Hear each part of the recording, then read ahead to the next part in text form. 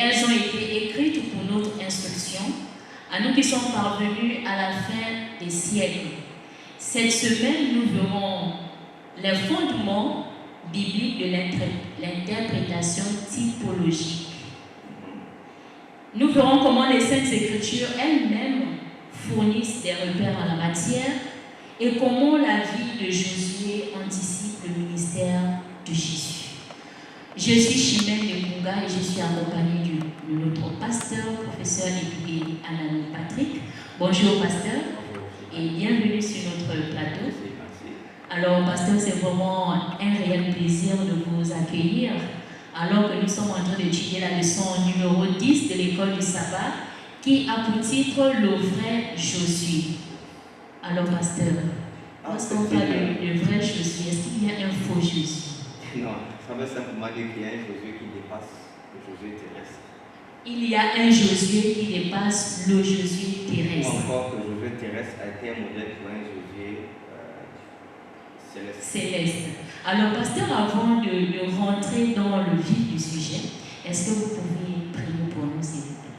Seigneur notre Père, tu nous dis qu'il y a des choses qui sont arrivées à tes enfants dans le passé pour nous servir de type. Et tu les as écrites pour notre compréhension. Nous prions donc que tu nous bénisses pour ouvrir notre esprit et entendement dans le nom de Christ. Amen. Amen. Alors, nous sommes au dernier trimestre de l'année 2025 et nous sommes en train d'étudier le livre de Josué. Nous sommes à la 10e leçon, le vrai Josué. Et là, cette leçon est très technique.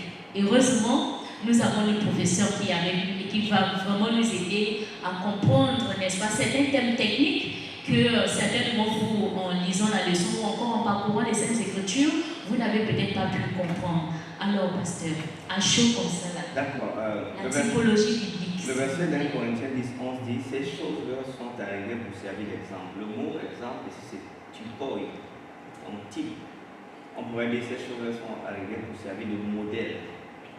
Alors, le principe de type est ce qu'on appelle le principe de dépassement symbolique que nous trouvons dans toute la Bible. Par exemple, la Canaan, qui était une destination géographique à un endroit bien déterminé, une époque bien déterminée, deviendra donc le symbole, n'est-ce pas, d'une espérance ultime, la nouvelle terre, la Canaan céleste.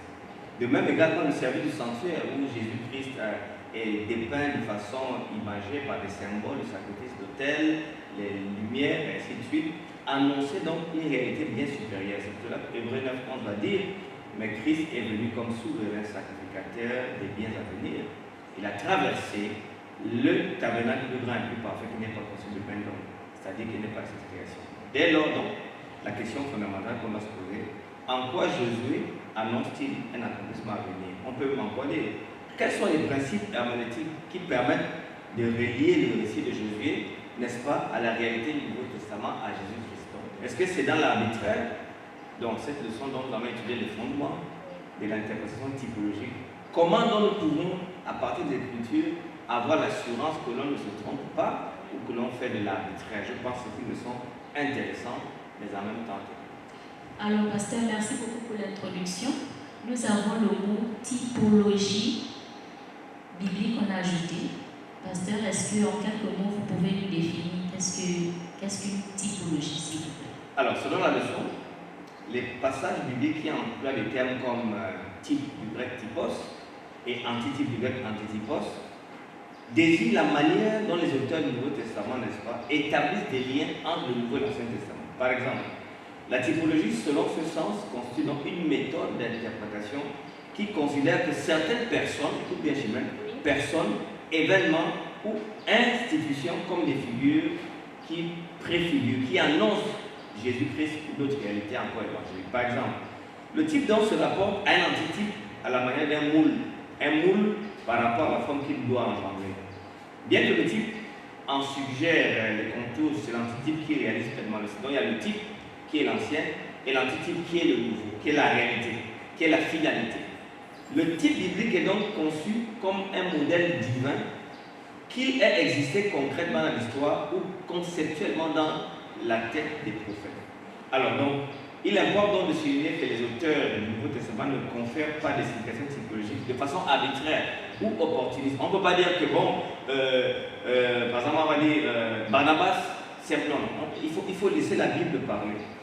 Tout type identifié dans l'Ancien Testament doit trouver un écho confirmé dans le Nouveau Testament. Par exemple, David apparaît dans l'Ancien Testament et en même temps, il est préféré dans le Nouveau Testament. Par exemple, vous avez Somme 21. Au chef du centre, sur biche de le roi, Somme de David. Mon Dieu, pourquoi m'as-tu abandonné? Ça, c'est des paroles de David, n'est-ce pas? Dans une période de détresse. Et que l'on semble se jouer dans la poursuite que Saül avait contre lui. Mais Jésus les a dites à la croix. Vous voyez? Donc c'est ça, il faut laisser la Bible s'interpréter par elle-même. Dans ce texte de Somme 22, versets 1 à 14 à 18, David symbolise donc le Messie souffrant. Et quand vous avez le nouveau David dans Jérémie 23, on va vous dire un germe a été suscité David. Dans Isaïe chapitre 9, verset 5 à 6, on voit la dignité de Christ préfigurée. Car un enfant nous est né, un fils nous est donné, la domination de son épaule, on l'appellera admirable, conseiller, Dieu puissant, éternel, Père éternel, prince de la paix. Donc en fait, la leçon veut nous dire que l'Ancien Testament lui-même fournit la clé pour identifier et appliquer le titre dans le Nouveau Testament. Donc l'antitype n'est pas quelque chose d'arbitraire. C'est en cela que cette leçon est à la fois technique, mais à la fois simple. Et donc il ne faut pas venir dire que je pense que, je crois que c'est le texte qui doit dire de nos textes appris. Alors, pasteur, je vais prendre vos derniers mots. Ici, dans la Bible, il n'est pas question de je pense que, ou encore je dis que.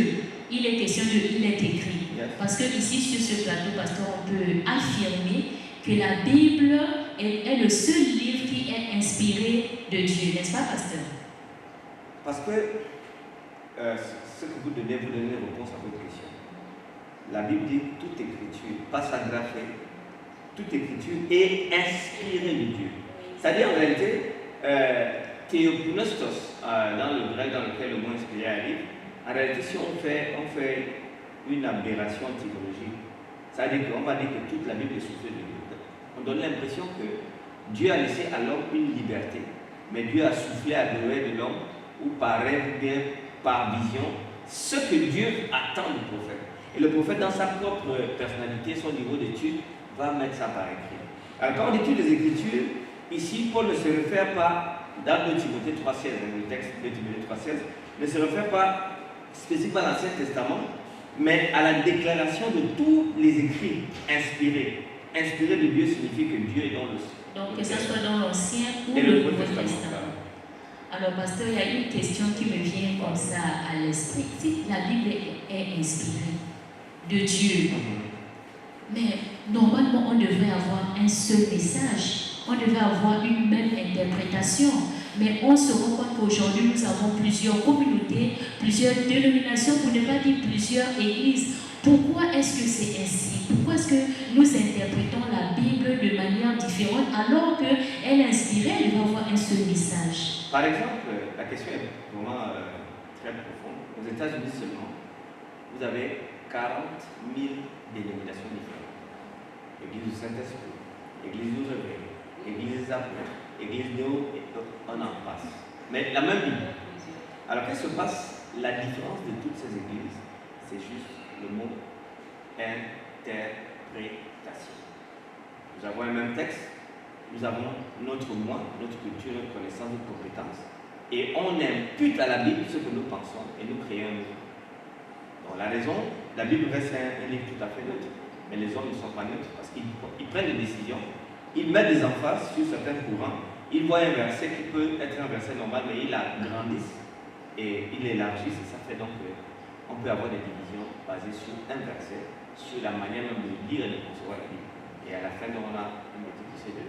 Pasteur, peut-être que je vais sortir un tout petit peu de la leçon, parce que cette question d'interprétation, elle fait vraiment beaucoup de polémique. C'est je pense que, je dis que, et rares sont ceux qui parlent de il est écrit. La Bible dit ceci, la Bible dit cela. Mais pour un homme ordinaire comme moi, vous avez fait la théologie parce que vous pouvez connaître un peu les pièges.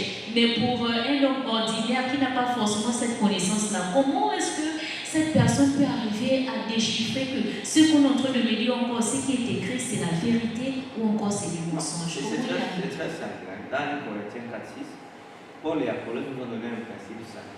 Ils ont dit qu'il ne faut pas aller au-delà de ce qui est écrit. Et dans Deutéronome chapitre 4, la Bible dit que n'ajoutez rien, ni retrancher rien. Donc, un chrétien sérieux doit rester dans les paramètres des Écritures.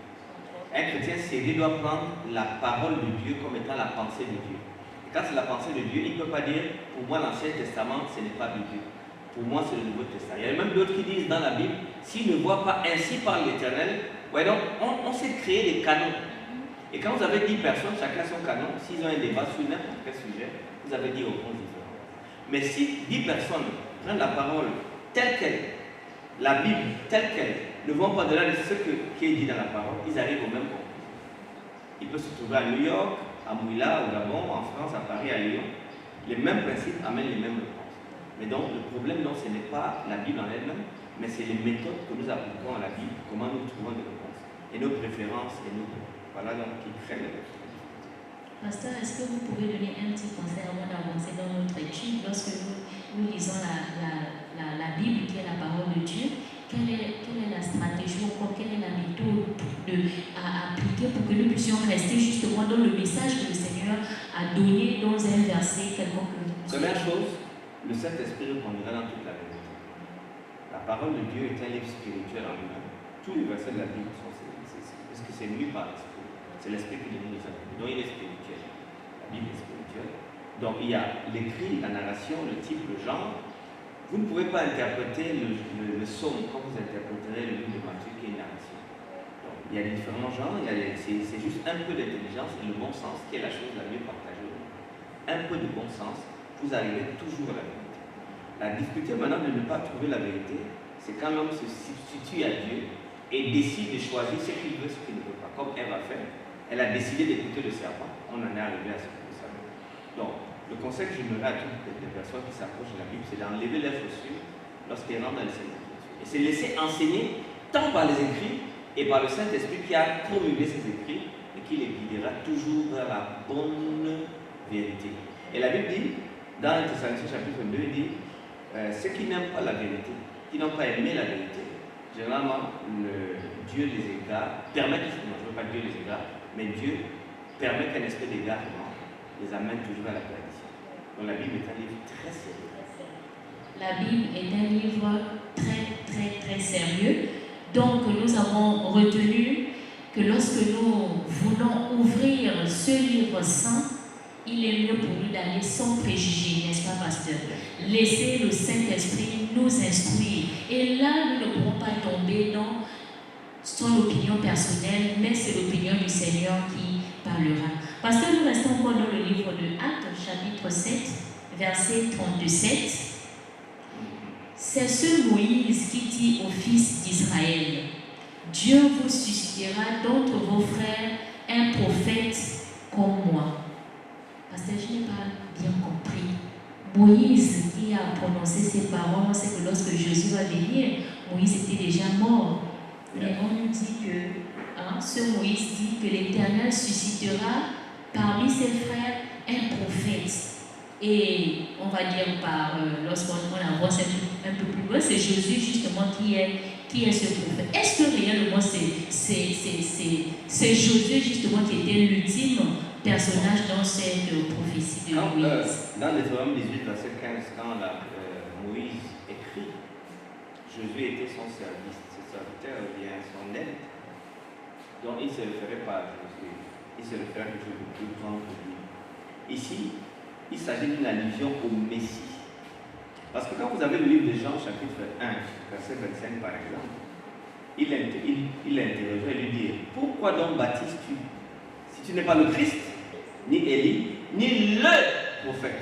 Donc en Israël, il y a eu cette grande attente d'un prophète qui devrait arriver. Et dans Jean chapitre 6, verset 14, ces gens-là, à la vue du miracle que Jésus avait fait, disaient vraiment, c'est lui le prophète qui vient dans le monde. Donc il était attendu. Dans Jean chapitre 7, verset 40, les gens de la foule, après avoir entendu cette parole, disaient, celui-ci est vraiment le, avec l'article. Et donc Jésus a été reconnu comme étant le Messie que Moïse avait prédit dans Deutéronome de Jésus. Mais pasteur, quel est donc le rôle de Josué alors dans cette prophétie? Josué maintenant, Josué, c'est un type qui devait annoncer l'antitype. Un type qui devait annoncer Voilà. l'entité. D'accord. Donc on va dire que le rôle de Josué, n'est-ce pas, dans l'Ancien Testament, pasteur, est le symbole de ce que Jésus-Christ devait venir accomplir ou encore de ce que Jésus a accompli pendant son ministère sur la terre. C'est ce que vous voulez nous dire? Parce que d'abord, Josué est présenté comme un nouveau Moïse, mais pas comme un prophète. Ouais, c'est ça la nuance. Parce que Moïse avait été appelé pour délivrer le peuple et l'amener dans la terre promise. À cause de sa faute qu'il a commise, donc Dieu a choisi Josué de finir la mission. Donc, Jésus reproduit plusieurs étapes importantes dans les œuvres d'Égypte parce que Dieu l'a élevé comme il a élevé Moïse. Tout comme Moïse, il est mandaté par une rencontre personnelle avec l'Éternel. Sous la direction des deux, la renommée d'Israël parmi les nations a inspiré la peur partout. Moïse avait conduit Israël dans la traversée de la mer Rouge, tandis que Josué conduit Israël dans une traversée miraculeuse dans le Jourdain. Dieu rappelle à ces deux dirigeants la nécessité de la circoncision, comme Moïse, qui a été même agressé parce qu'il n'avait pas suivi son fils, et l'importance de la Pâque. La manne avait commencé à tomber à l'époque de Moïse, elle s'est terminée avec Josué. Tous deux reçoivent l'ordre d'enlever leurs sandales. Le bras tendu des deux signalait la victoire d'Israël. Moïse avait donné des instructions pour le partage du pays et l'instruction des villes. Josué exécute les instructions. Tous deux avaient prononcé un discours d'adieu à la nation et avaient renouvelé l'alliance pour le peuple à la fin de leur ministère. Donc nous voyons que la vie de Josué fut un accomplissement partiel de la prophétie faite par Moïse. Partiel, c'est-à-dire que Dieu vous enverrait un autre prophète comme moi. Josué a été le préfigurateur, mais pas l'antitype. Vous voyez? La prophétie de Moïse ne s'était pas accomplie dans son sens ultime. La prophétie ne pouvait être accomplie dans son sens ultime par le Messie, parce qu'il connaissait intimement le Père. Dans Jean chapitre 1, verset 14, on dit: la parole a été faite chair. Elle a habité parmi nous, pleine de grâce et de vérité. Nous avons contemplé sa gloire, nous l'avons comme la gloire du Fils unique venu du Père. Personne n'a jamais vu Dieu. Le Fils unique qui est dans le sein du Père et celui qui l'a fait connaître. Alors, voyez donc qu'il était le vrai révélé, la vérité ultime. La vie de Moïse, celle de Jésus, donc devient des types du Messie par excellence, c'est-à-dire Jésus qui devait venir. Voilà donc ce que la mission nous donne comme idée et que nous devons retenir en principe. Josué, on va dire comme ça, préfigurait, n'est-ce pas, le Messie qui est Jésus-Christ, notre Sauveur et notre Seigneur. Alors, pasteur, nous sommes dans le ministère de Jésus-Christ. Nous savons les batailles, ou encore la bataille que Jésus-Christ a menée pour sauver l'humain que nous sommes. La question que je m'en veux vous poser, c'est de savoir comment pouvons-nous avoir l'assurance que Jésus a vaincu Satan en notre faveur. Bon, déjà, sur la victoire ultime de Satan, c'est déjà fait. C'en est fait. Satan est vaincu, mais il reste quand même l'ennemi actif. Luc chapitre 10, verset 19 dit: je vous ai donné le pouvoir de marcher sur les serpents, sur les scorpions, et sur toute la puissance de l'ennemi, et rien ne pourra venir. Donc, Jésus. Pasteur, est-ce que nous avons conscience de ce pouvoir que... Bon, la seule personne qui n'est pas consciente, généralement, de ce pouvoir, c'est les chrétiens. La Bible nous dit, verset 20, les esprits nous sont soumis. Et néanmoins, Satan a toujours le pouvoir de la mort. C'est pour ça que la mort restera le dernier ennemi à être vaincu. À cause de la mort qui lui est restée, il nous fait peur. Alors qu'en réalité, la mort n'est qu'un sommeil pour un chrétien. C'est étonnant que nous ayons encore peur du diable. Donc Jésus a vaincu le malin, mais la guerre cosmique continue. Parce que même quand on a fait cesser le feu, il y a des balles perdues que nous ne pouvons pas encore toucher. Il va revenir, mais il ne nous a pas laissé seuls. Il nous a laissé le Saint-Esprit qui nous accompagne, qui donne la supériorité, qui donne le pouvoir sur le mauvais esprit et qui donne la capacité non seulement de chasser les esprits, mais d'avoir le nom dans le livre de vie et restaurer l'image de Dieu en nous et de ressembler à Jésus-Christ. C'est la raison pour laquelle le fruit de l'esprit, la joie, la paix, la tempérance, la douceur, la vérité, la bonté, la douceur doivent être maintenant le partage de chaque fois. Parce qu'il a vaincu, la victoire de Jésus devient la mienne et je dois maintenant marcher à nouveauté de vie et accroître ma compétence, ma connaissance, ma relation avec Jésus de façon à ce que maintenant je peux dire oui, je suis chrétien. Si je vis Ce n'est plus moi qui vis, c'est Christ qui vit en moi. C'est la paix. Si je vis, ce n'est plus moi qui vis, c'est Christ qui vit en moi. Pasteur, souvent nous récitons ces versets. Il y a même d'autres qui vont dire « L'Éternel est mon berger, je ne manquerai de rien ». Mais lorsque nous sommes dans la difficulté, lorsque nous sommes dans l'impasse, souvent ces passages, nous les oublions. Et nous oublions même justement le rôle que Jésus-Christ a joué pour nous sauver, pour nous donner la victoire sur ces combats. Pasteur, comment arriver à faire comprendre, non seulement à nous les chrétiens, parce que nous avons cette vérité, mais c'est l'application qui est très difficile. La problématique des enfants de Dieu, c'est l'héritage, comme au temps de Josué. C'est-à-dire qu'ils font les guerres pour installer, le but des guerres c'était d'installer les Israélites dans la terre promise. Maintenant, nous avons une terre, une nouvelle Canaan, antitype de la terre de Josué qui a donné aux Israéliens. Il y avait une tension entre le là, le déjà là et le pas encore là. Qu'est-ce que je veux dire? Quand la Bible dit je ne manquerai de rien, ce n'est pas d'abord des besoins terrestres. Donc, le croyant qui lit ce verset l'applique d'abord aux besoins terrestres, n'a pas compris. Parce que la Bible dit me conduit vers des verts pâturages. Ces verts pâturages, c'est la Canaan céleste. Et c'est pour ça que Matthieu 6, verset 35 va dire cherchez d'abord les choses en haut. Non, je crois que c'est. Oui, je crois que c'est ça. On dit d'abord que cherchez d'abord les choses dans le royaume des cieux et tout cela vous sera donné par Dieu. Et un autre verset va dire dans Matthieu 5, il dit heureux ceux qui ont faim et soif de la justice. Donc ces verts pâturages, c'est la faim de Dieu. Le désir d'être rempli du Saint-Esprit. Et quand ces désirs sont faits, Dieu est conscient que vous avez besoin de certaines choses de la vie et vous en donne. Mais il dit également à chaque jour suffit sa paix. Alors, pour tous les auteurs de l'Ancien Testament comme Ésaïe, l'œuvre du Messie consiste également à partager l'héritage à son peuple. Et c'est pour ça que Jésus va nous dire dans Jean 14, je m'en vais vous préparer une place. Et quand ce sera fait, je reviendrai. Donc, les auteurs du Nouveau Testament ont présenté de nombreux aspects du ministère de Jésus-Christ en termes d'œuvre de Josué. Par exemple, Shimon. Josué est entré en Canaan après 40 ans dans la désert. Le Jésus antitypique, Jésus-Christ, est entré dans son ministère terrestre après 40 jours dans le désert. Matthieu 4, verset 1 à 11. C'est la raison pour laquelle les gens qui jeûnent 40 jours ne comprennent pas. C'était application du type et de l'antitype. Ce n'était pas une prescription à tous les chrétiens de jeûner 40 jours. Il faut jeûner. Mais Paul n'a pas jeûné 40 jours, Pierre n'a pas jeûné 40 jours. Pourquoi moi je jeûne 40 jours? Les jeûnes de 40 jours étaient faits spécifiquement pour les types et antitypes. Moïse, face à la menace, il n'a pas jeûné 40 jours. C'est ça. Et dans son ministère céleste, après 40 jours, il est passé sur terre, il est monté au ciel. Donc c'était les 40 jours attribués spécifiquement à l'antitype. Après le baptême de Jésus dans le Jourdain, sa traversée du Jourdain, et n'est-ce pas, Jésus a traversé le Jourdain, Jésus également. Et les auteurs du Nouveau Testament, c'est le Somme 2, verset 7 qui disent je publierai le décret de l'Éternel, tu es mon fils, je t'ai engendré aujourd'hui. Et dans Isaïe 42, verset 1, c'est un psaume messianique, un chant qu'on appelle le serviteur souffrant de Yahweh. Ainsi donc par le baptême, Jésus est révélé comme le guerrier divin qui par une obéissance sans faille jusqu'à la mort engage le combat de Yahweh contre les puissances du mal. Sa vie et sa mort sur la croix ont provoqué la débandade sur ses ennemis spirituels et a offert le repos et conféré l'héritage de la chute. C'est pour ça qu'on dit dans la Bible encore dans Hébreux 4, devenu de temps supérieur aux anges, qu'il a hérité d'un homme plus puissant que lui. Et c'est pour cela que Jésus est le médiateur d'une alliance plus excellente, afin que la mort était intervenue pour le rachat des transgressions commises sur la première alliance, ceux qui ont été appelés reçoivent l'héritage éternel de la promis. Alléluia.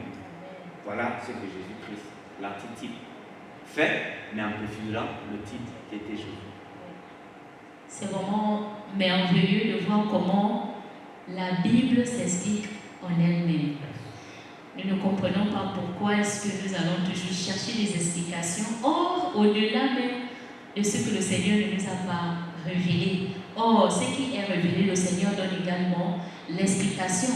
Parce que nous rêvons d'un monde, parfois c'est l'image que nous faisons, d'un monde sans douleur, d'un monde sans souffrance, d'un monde sans la mort. Et Jésus-Christ nous a promis ce monde justement. Alors, si nous avons à l'idée cette image d'un monde parfait, comment est-ce que cela peut nous aider à avoir de l'espoir dans nos luttes quotidiennes? Bon, ici déjà, les membres du corps de Christ, c'est-à-dire l'Église, sont impliqués dans une guerre spirituelle contre les forces du mal. Mais néanmoins, on joue d'un repos. Hébreux 4, chapitre 9 dit, il y a dans un repos de sabbat, nous avons le peuple de Dieu. Car celui qui rentre dans le repos de Dieu se retrouve ses œuvres comme Dieu se retrouve des siennes. Efforçons-nous donc d'entrer dans ce repos avec personne. Le temps m'a donné le même exemple de désobéissance. Ça veut dire, le jour du sabbat, Sambati dies, jour du samedi, est un jour que Dieu a institué comme également un type du repos que nous aurons en Christ. Maintenant, il y a d'autres qui disent, ok, je prends l'antitype, mais je rejette le type même. Là, il y a un problème, parce que le type lui-même est encastré dans les 10 commandements. Et donc, il ne faut pas faire un exemple de désobéissance. Premièrement, de refuser le type qui est le sabbat, véritable symbole, mais également le regard que je projette vers la Canaan céleste et que je ne peux rentrer qu'en Jésus-Christ. Alors, quand l'accomplissement final est complet, la typologie de Jésus se fera lors de ça, la seconde venue de Jésus-Christ. Donc, en fait, Jésus continue d'exister en Jésus. Donc, c'est un aspect apocalyptique, eschatologique de la typologie. La vie de Jésus reflète le caractère de Dieu et certains aspects de sa vie que je dois m'approprier. En fait, maintenant, 2 Corinthiens 3:12 va dire, nous tous qui, le visage découvert, contemplons dans un miroir la gloire du Seigneur, nous sommes transformés à la même image. Qu'est-ce que ça veut dire pour moi aujourd'hui? Plus moi je contemple Jésus, plus moi je reflète la beauté de son caractère. C'est là dans le fondement essentiel de ce verset sur quoi chaque chrétien doit marcher. Voilà pourquoi il est si important de consacrer chaque jour du temps avec Jésus, dans la prière, dans la lecture, de méditer régulièrement sur la vie de Christ et sur la vie des antitypes, des types de Jésus qui est l'antitype parfait. Voilà ce que je peux dire à la question. Pasteur, nous sommes en train d'arriver au terme de notre étude, mais bien avant de nous séparer, pasteur, vous aviez abordé de façon brève le caractère de Jésus. Comment est-ce que chaque jour nous pouvons refléter justement ce caractère pour consolider notre personnalité comme on le fait, pasteur? Vous savez, Hobbes disait, à l'état naturel, l'homme est un loup, et nous le voyons tous les jours. Nous ne pouvons pas changer le caractère par nous-mêmes, ce n'est pas possible. Nous avons perdu le caractère divin au jardin d'Éden, et Dieu veut restaurer ce caractère. Quand vous lisez Galates chapitre 5 à partir du verset 22, le fruit de l'esprit, l'amour, la joie, la paix, la patience, la douceur, la vérité, la maîtrise de soi, 9 fruits différents. Mais donc le sujet est le fruit, qui est un package que l'esprit amène à la vie de chaque croyant. Fût-il le plus nerveux, le plus insécure du monde, quand l'esprit est dans ta vie, il transforme doucement, on appelle ça la sanctification, qui est l'œuvre de toute une vie. Beaucoup de gens pensent que dès que tu te baptises, tu te transformes d'un moment. Non.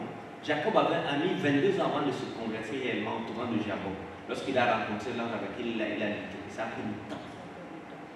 Mais la bonne chose pour un croyant, c'est de toujours avancer vers la direction céleste, de mettre son cœur, sa décision à marcher vers la Canaan. Et dans ses marches, il va sans cesse tomber. Mais il devrait toujours se relever en direction de la Canaan céleste. La Bible dit le juste tombe, cette fois, il se relève. Donc le péché est quelque chose qui est inhérent parce que le diable existe. Mais la bonne nouvelle, c'est que Dieu nous aime et Dieu nous relève toujours de nos fautes, mais pourvu que nous nous en repentons toujours. C'est pour ça qu'il dit Dieu est fidèle de pardonner à ceux qui se repentent. Dans cette leçon, l'Église, moi j'ai besoin de Caleb et de Josué, mais de Caleb et de Josué qui sont fidèles.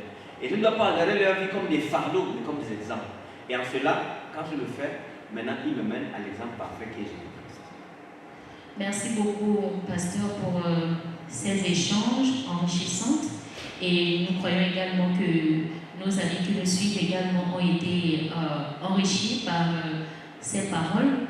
Nous voulons vous retrouver la semaine prochaine pour une prochaine étude et nous espérons vous voir beaucoup en commentaire. Si vous avez des questions, n'hésitez pas à les poser. Nous nous ferons le plaisir de vous répondre.